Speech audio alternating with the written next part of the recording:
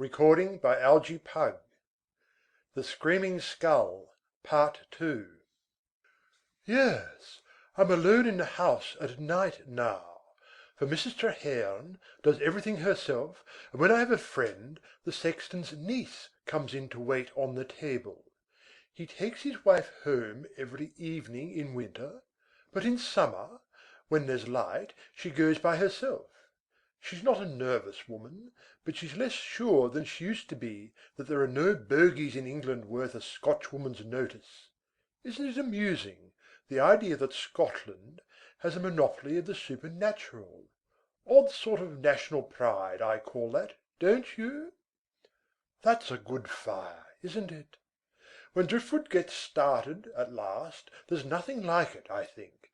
Yes, we get lots of it, for I'm sorry to say there are still a great many wrecks about here. It's a lonely coast, and you may have all the wood you want for the trouble of bringing it in. Treherne and I borrow a cart now and then, and load it between here and the spit. I hate a coal fire when I can get wood of any sort. A log is company, even if it's only a piece of deck beam or timber sawn off, and the salt in it makes pretty sparks. See how they fly, like Japanese hand fireworks. Upon my word, with an old friend, and a good fire and a pipe, one forgets all about that thing upstairs, especially now that the wind has moderated. It's only a lull, though, and it will blow a gale before morning. You think you would like to see the skull? I've no objection. There's no reason why you shouldn't have a look at it, and you never saw a more perfect one in your life, except that there are two front teeth missing in the lower jaw. Oh, yes. I had not told you about the jaw yet. Treherne found it in the garden last spring, when he was digging a pit for a new asparagus bed. You know we make asparagus beds 6 or 8 feet deep here. Yes, yes, I had forgotten to tell you that. He was digging straight down, just as he digs a grave. If you want a good asparagus bed made, I advise you to get a sexton to make it for you. Those fellows have a wonderful knack at that sort of digging. Treherne had got down about 3 feet, when he cut into a mass of white lime in the side of the trench. He had noticed that the earth was a little looser there, though he says it had not been disturbed for a number of years. I suppose he thought that even old lime might not be good for asparagus, so he broke it out and threw it up. It was pretty hard, he says, in biggish lumps, and out of sheer force of habit he cracked the lumps with his spade as they lay outside the pit beside him. The jawbone of the skull dropped out of one of the pieces. He thinks he must have knocked out the 2 front teeth in breaking up the lime, but he did not see them anywhere. He's a very experienced man in such things, as you may imagine, and he said at once that the jaw had probably belonged to a young woman, and that the teeth had been complete when she died. He brought it to me and asked me if I wanted to keep it. If I did not, he said he would drop it into the next grave he made in the churchyard, as he supposed it was a Christian jaw, and ought to have decent burial, wherever the rest of the body might be. I told him that doctors often put bones into quicklime to whiten them nicely, and that I supposed Dr. Pratt had once had a little lime pit in the garden for that purpose, and had forgotten the jaw.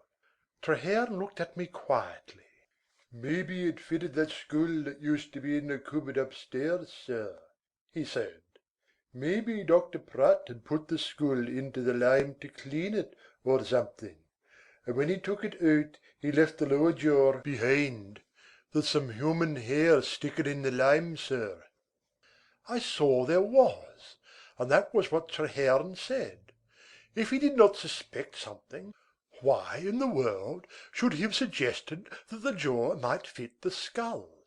Besides, it did. That's proof that he knows more than he cares to tell. Do you suppose he looked before she was buried? Or perhaps when he buried Luke in the same grave? Well, well, it's all of no use to go over that, is it? I said I would keep the jaw with the skull, and I took it upstairs and fitted it into its place.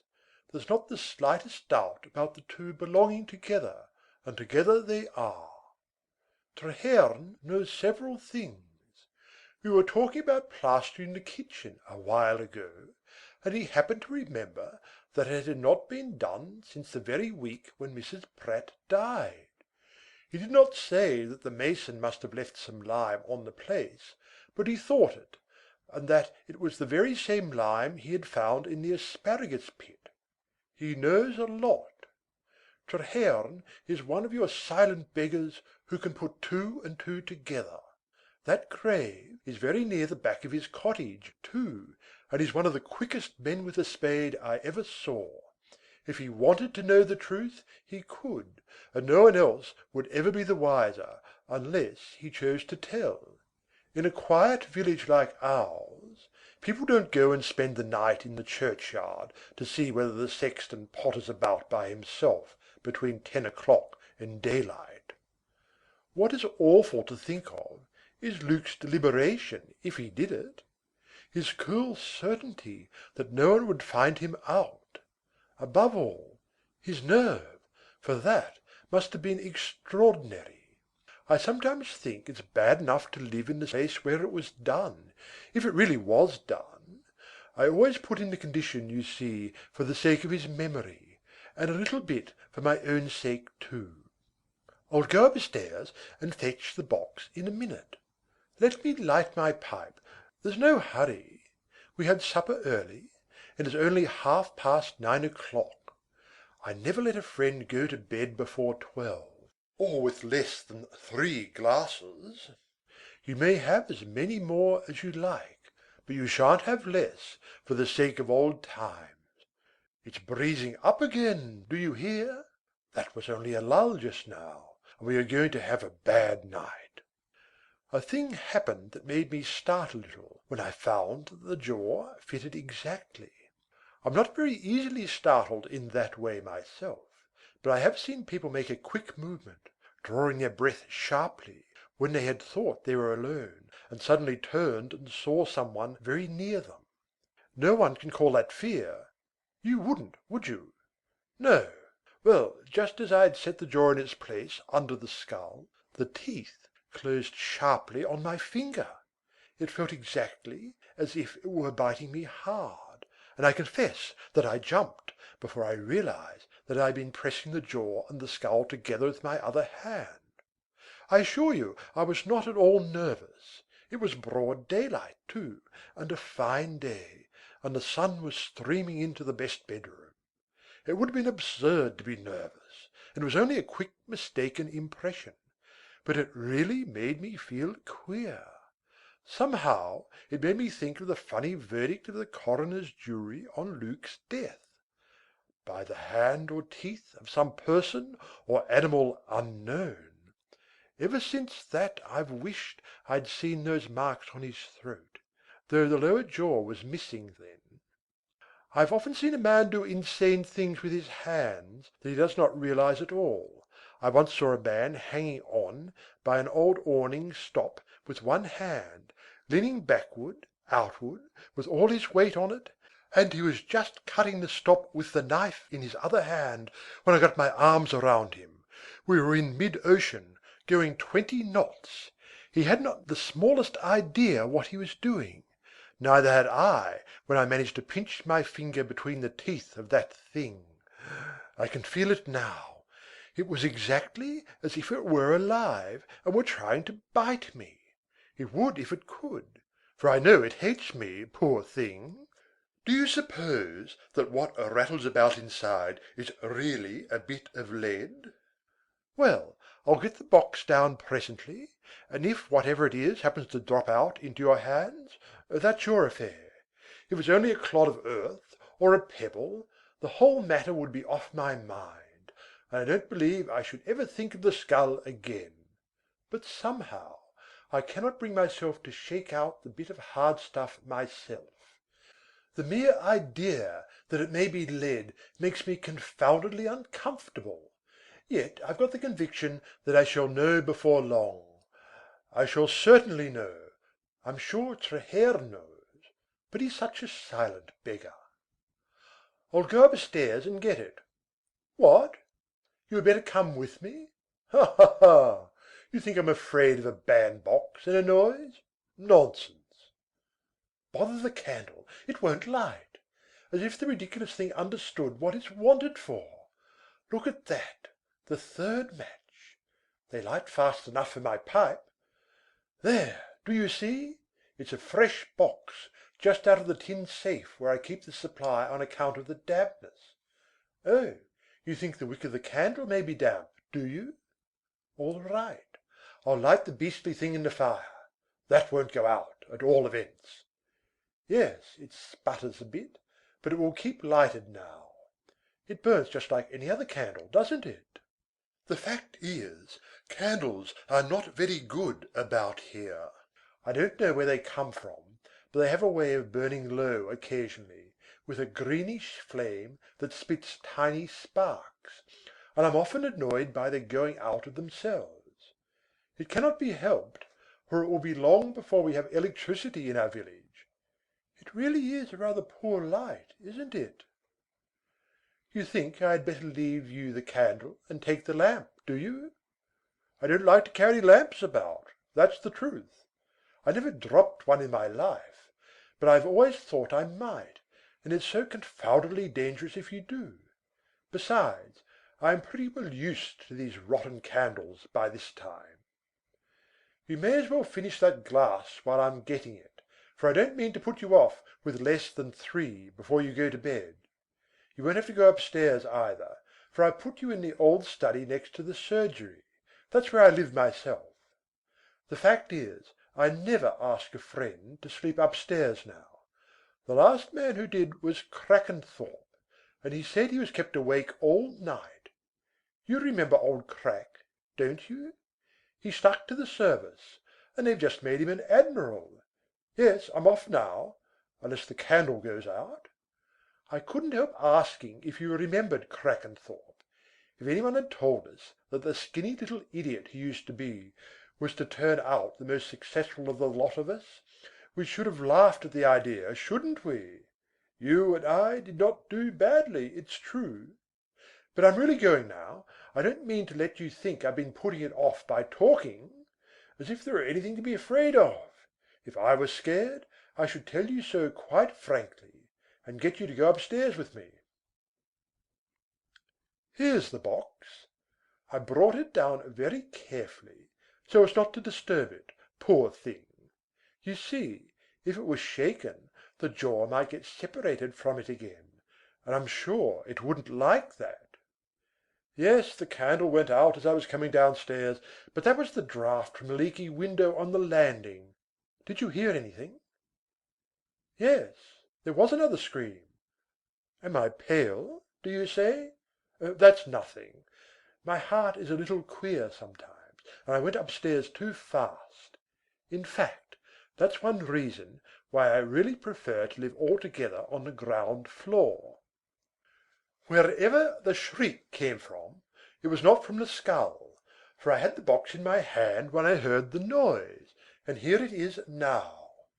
So we have proved definitely that the screams are produced by something else. I've no doubt I shall find out some day what makes them, some crevice in the wall, of course, or a crack in the chimney, or a chink in the frame of a window. That's the way all ghost stories end in real life. Do you know, I'm jolly glad I thought of going up and bringing it down for you to see, for the last shriek settles the question. To think that I had been so weak as to fancy that the poor skull could really cry out like a living thing. Now I'll open the box, and we'll take it out and look at it under the bright light. It's rather awful to think that the poor lady used to sit there, in your chair, evening after evening, in just the same light, isn't it? But then, I've made up my mind that it's all rubbish from beginning to end, and that it's just an old skull that Luke had when he was a student, and perhaps he put it into the lime merely to whiten it, and could not find the jaw. I made a seal on the string, you see, after I had put the jaw in its place, and I wrote on the cover, There's the old white label on it still, from the milliner's, addressed to Mrs. Pratt when the hat was sent to her, and as there was room, I wrote on the edge, 'A skull, once the property of the late Luke Pratt, M.D.' I don't quite know why I wrote that, unless it was with the idea of explaining how the thing happened to be in my possession. I cannot help wondering sometimes what sort of hat it was that came in the bandbox. What colour was it, do you think? Was it a gay spring hat with a bobbing feather and pretty ribands? Strange that the very same box should hold the head that wore the finery, perhaps. No, we made up our minds that it just came from the hospital, in London, where Luke did his time. It's far better to look at it in that light, isn't it? There's no more connection between that skull and poor Mrs. Pratt than there was between my story about the lead and— Good Lord! Take the lamp. Don't let it go out if you can help it. I'll have the window fastened again in a second. I say, what a gale! There, it's out. I told you so. Never mind. There's the firelight. I've got the window shut. The bolt was only half down. Was the box blown off the table? Where the deuce is it? There. That won't open again, for I put up the bar. Good dodge, an old-fashioned bar. There's nothing like it. Now, you find the bandbox while I light the lamp. Confound those wretched matches! Yes, a pipe spill is better. It must light in the fire. Hadn't thought of it. Thank you. There we are again. Now, where's the box? Yes, put it back on the table, and we'll open it.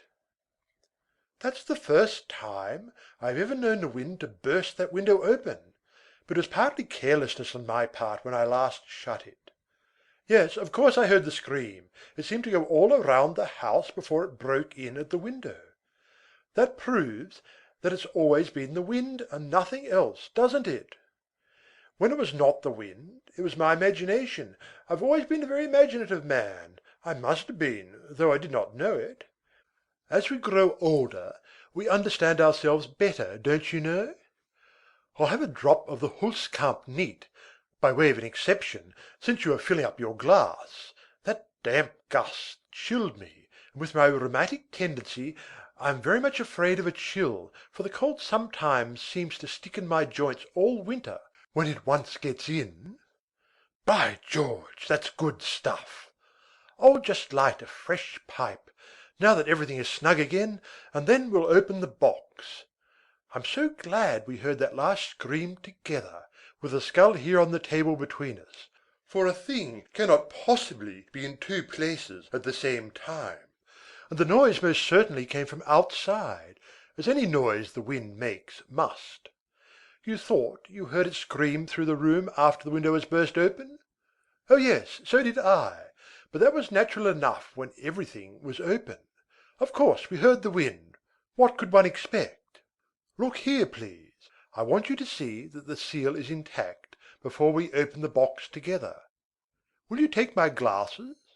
No, you have your own? All right. The seal is sound, you see, and you can read the words of the motto easily. Sweet and low. That's it, because the poem goes on, wind of the western sea, and says, blow him again to me, and all that. Here's the seal on my watch chain, where it's hung for more than 40 years. My poor little wife gave it to me when I was courting, and I never had any other. It was just like her to think of those words. She was always fond of Tennyson. It's no use to cut the string, for it's fastened to the box, so I'll just break the wax and untie the knot, and afterwards we'll seal it up again. You see, I like to feel that the thing is safe in its place, and that nobody can take it out. Not that I should suspect Treherne of meddling with it, but I always feel that he knows a lot more than he tells. You see, I've managed it without breaking the string, though when I fastened it I never expected to open the bandbox again. The lid comes off easily enough. There! Now look! What? Nothing in it? Empty? It's gone, man! The skull is gone! No, there's nothing the matter with me. I'm only trying to collect my thoughts. It's so strange. I'm positively certain that it was inside when I put the seal on last spring. I can't have imagined that. It's utterly impossible.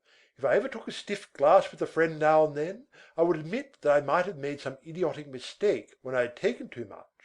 But I don't, and I never did. A pint of ale at supper and half a go of rum at bedtime was the most I ever took in my good days. I believe it's always we sober fellows who get rheumatism and gout.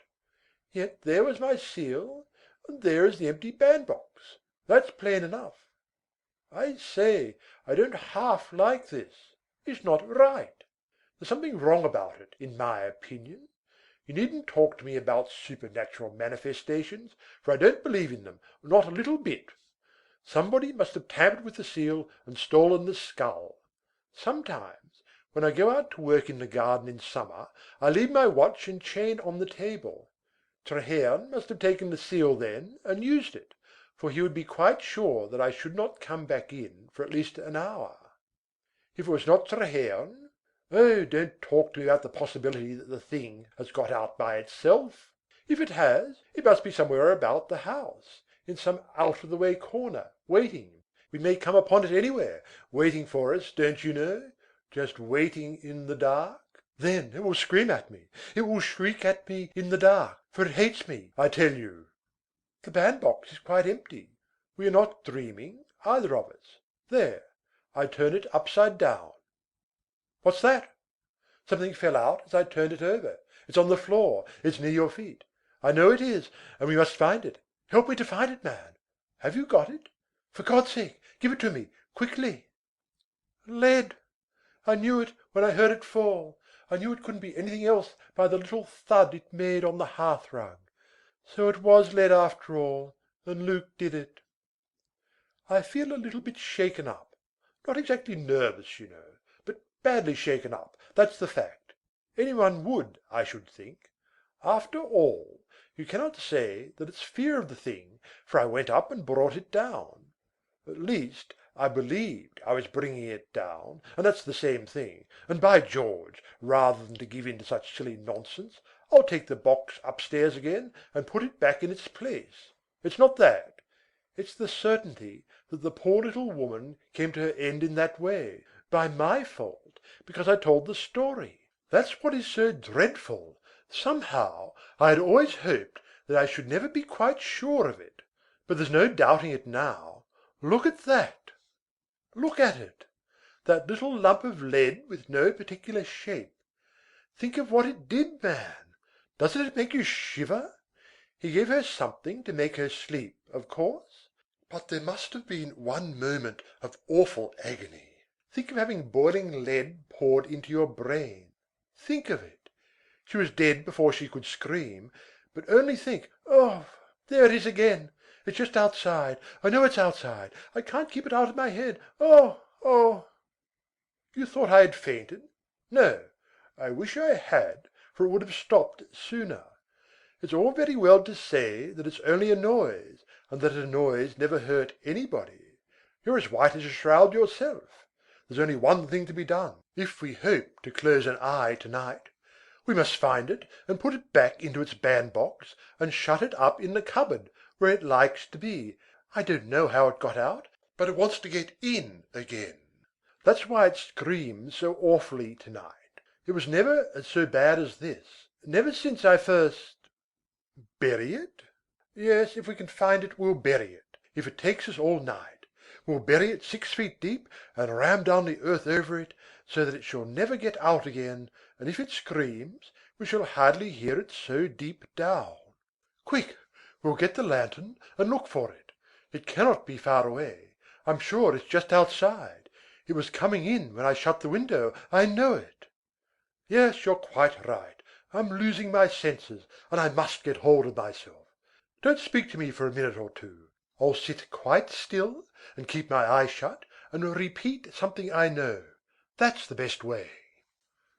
Add together the altitude, the latitude, and the polar distance, divide by 2, and subtract the altitude from the half sum.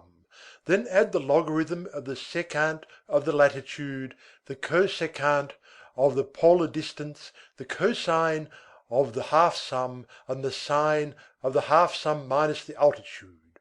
There! Don't say that I'm out of my senses, for my memory is all right, isn't it? Of course, you may say that it's mechanical, and that we never forget the things we learnt when we were boys and have used almost every day for a lifetime. But that's the very point. When a man is going crazy, it's the mechanical part of his mind that gets out of order and won't work right. He remembers things that never happened, or he sees things that aren't real, or he hears noises when there is perfect silence. That's not what is the matter with either of us, is it?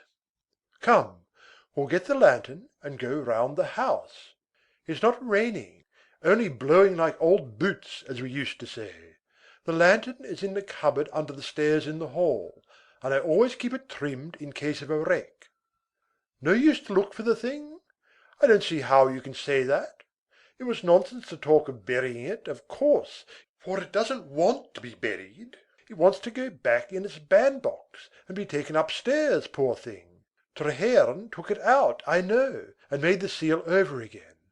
Perhaps he took it to the churchyard, and he may have meant well. I dare say he thought that it would not scream any more if it were quietly laid in consecrated ground, near where it belongs. But it has come home. Yes, that's it. He's not half a bad fellow, Treherne, and rather religiously inclined, I think. Does that not sound natural and reasonable and well meant? He supposed it screamed because it was not decently buried with the rest. But he was wrong. How should he know that it screams at me because it hates me, and because it's my fault that there was that little lump of lead in it? No use to look for it, anyhow? Nonsense! I tell you it wants to be found. Hark! What's that knocking? Do you hear it? Knock, knock, knock. 3 times, then a pause, then again. It has a hollow sound, hasn't it? It has come home. I've heard that knock before.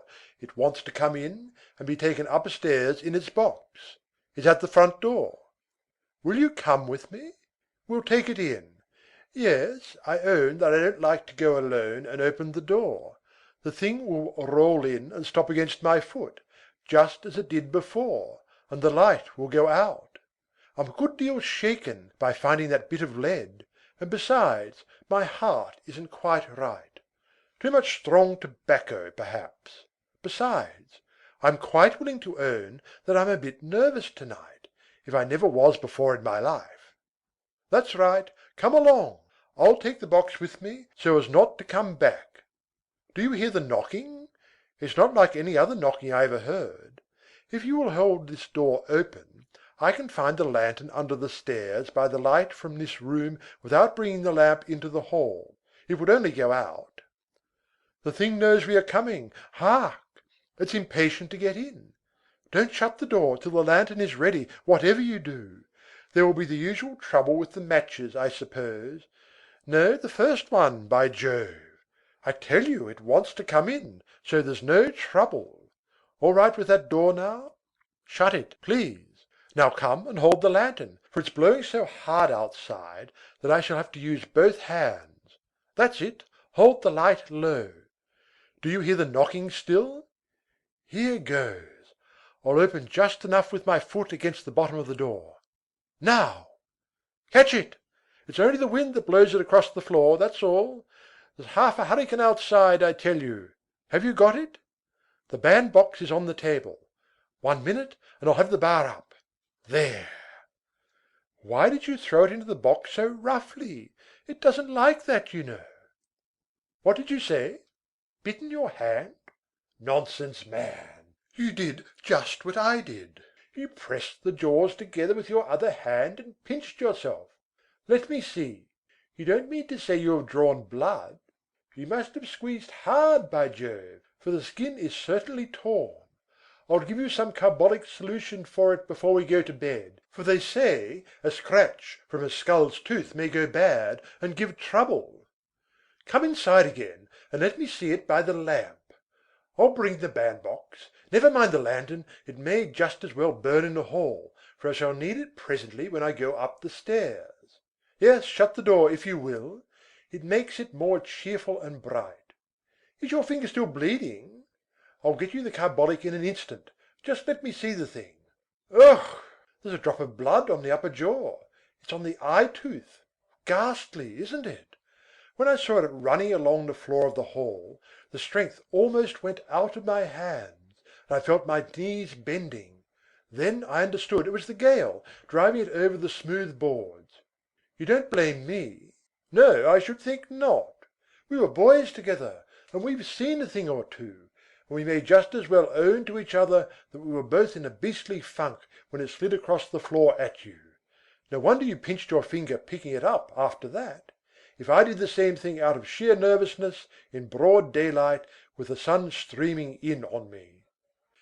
Strange that the jaw should stick to it so closely, isn't it? I suppose it's the dampness, for it shuts like a vice. I have wiped off the drop of blood, for it was not nice to look at. I'm not going to try and open the jaws, don't be afraid. I shall not play any tricks with that poor thing, but I'll just seal the box again, and we'll take it upstairs and put it away where it wants to be. The wax is on the writing table by the window. Thank you. It will be long before I leave my seal lying about again for Treherne to use, I can tell you. Explain? I don't explain natural phenomena, but if you choose to think that Treherne had hidden it somewhere in the bushes, and that the gale blew it to the house against the door and made it knock, as if it wanted to be let in, you're not thinking the impossible, and I'm quite ready to agree with you. Do you see that? You can swear that you've actually seen me seal it this time, in case anything of the kind should occur again. The wax fastens the strings to the lid, which cannot possibly be lifted, even enough to get in one finger. You're quite satisfied, aren't you? Yes. Besides, I shall lock the cupboard and keep the key in my pocket hereafter. Now we can take the lantern and go upstairs. Do you know, I'm very much inclined to agree with your theory that the wind blew it against the house. I'll go ahead, for I know the stairs. Just hold the lantern near my feet as we go up. How the wind howls and whistles! Did you feel the sand on the floor under your shoes as we crossed the hall? Yes, this is the door of the best bedroom. Hold up the lantern, please. This side, by the head of the bed. I left the cupboard open when I got the box. Isn't it queer how the faint odour of women's dresses will hang about an old closet for years? This is the shelf. You've seen me set the box there, and now you see me turn the key and put it into my pocket. So that's done. Good night. Are you sure you're quite comfortable? It's not much of a room, but I dare say you would as soon sleep here as upstairs tonight. If you want anything, sing out. There's only a lath and plaster partition between us. There's not so much wind on this side by half. There's the Hollands on the table, if you'll have one more nightcap. No? Well, do as you please. Good night again, and don't dream about that thing, if you can. The following paragraph appeared in the Pen Radden News, 23rd of November, 1906. Mysterious death of a retired sea captain. The village of Treddcombe is much disturbed by the strange death of Captain Charles Braddock, and all sorts of impossible stories are circulating with regard to the circumstances, which certainly seem difficult of explanation. The retired captain, who had successfully commanded in his time the largest and fastest liners belonging to one of the principal transatlantic steamship companies, was found dead in his bed on Tuesday morning in his own cottage, a quarter of a mile from the village. An examination was made at once by the local practitioner, which revealed the horrible fact that the deceased had been bitten in the throat by a human assailant, with such amazing force as to crush the windpipe and cause death. The marks of the teeth of both jaws were so plainly visible on the skin that they could be counted, but the perpetrator of the deed had evidently lost the two lower middle incisors. It is hoped that this peculiarity may help to identify the murderer, who can only be a dangerous escaped maniac. The deceased, though over 65 years of age, is said to have been a hale man of considerable physical strength, and it is remarkable that no signs of any struggle were visible in the room, nor could it be ascertained how the murderer had entered the house. Warning has been sent to all the insane asylums in the United Kingdom, but as yet no information has been received regarding the escape of any dangerous patient. The coroner's jury returned the somewhat singular verdict that Captain Braddock came to his death by the hands or teeth of some person unknown. The local surgeon is said to have expressed privately the opinion that the maniac is a woman, a view he deduces from the small size of the jaws, as shown by the marks of the teeth. The whole affair is shrouded in mystery. Captain Braddock was a widower, and lived alone. He leaves no children. Author's note: students of ghost lore and haunted houses will find the foundation of the foregoing story in the legends about a skull, which are still preserved in the farmhouse called Bettiscombe Manor, situated, I believe, on the Dorsetshire coast. End of The Screaming Skull, by F. Marion Crawford. Recording by Algie Pugg, Perth, Western Australia.